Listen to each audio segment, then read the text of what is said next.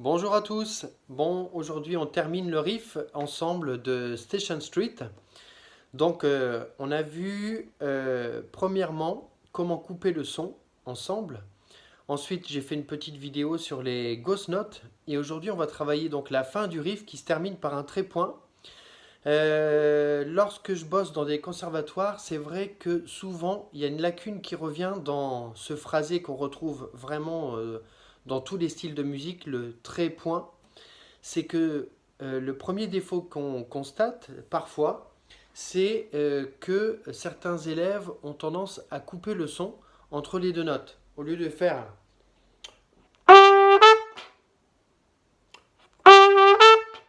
on entend.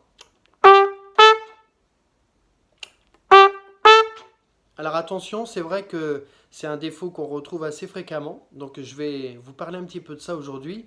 Essayez entre les deux notes de ne pas couper le son, de porter le son et de couper sur le point qui se trouve sur la deuxième note. La première note est un trait, la deuxième note est un point, et ensuite on coupe le son. Alors moi je vais exagérer, et je vais même vous faire entendre, quand je coupe le son, la compression que ça procure.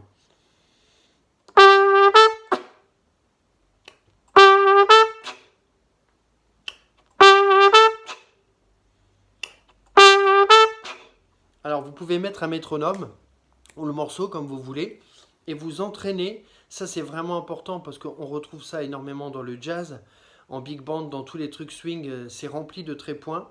Dans le funk, la salsa, le trépoint, c'est vraiment un phrasé qu'on retrouve partout, partout, partout, partout.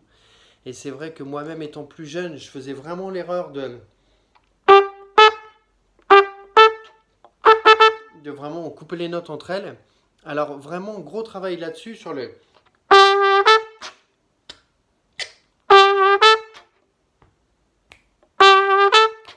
Et donc une fois que vous l'avez bien, ce truc de do doute et de vraiment pas couper le son entre les deux notes, vous pouvez ensuite associer les trois.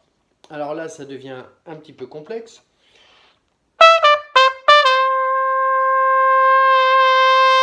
On coupe. La troisième, la ghost note. Et le si, la fa, c'est lié.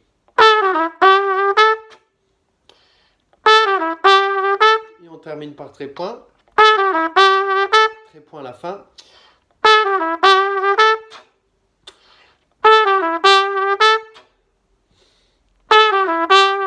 On pourrait faire même juste un morceau juste avec ce truc-là. Donc on récapitule l'ensemble.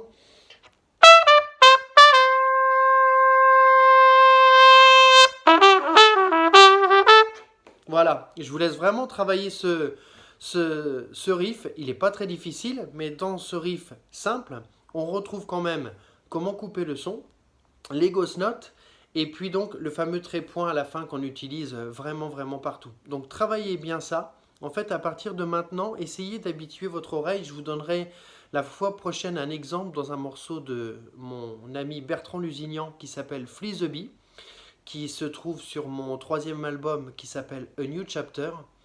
On va décortiquer ensemble toute une séquence et on verra quel phrasé on a utilisé à ce moment-là. Voilà, travaillez bien. Je vais essayer également de faire une vidéo avec le fameux Station Street que vous pouvez, comme ça vous allez pouvoir travailler ça en autonomie chez vous. Voilà, et ben écoutez, merci à tous. Je termine cette vidéo juste en vous communiquant que j'ai pas fait attention, mais j'avais beaucoup, beaucoup, beaucoup de messages sous mes premières vidéos qui ont atteint plus de 30 000 vues. Je suis hyper content.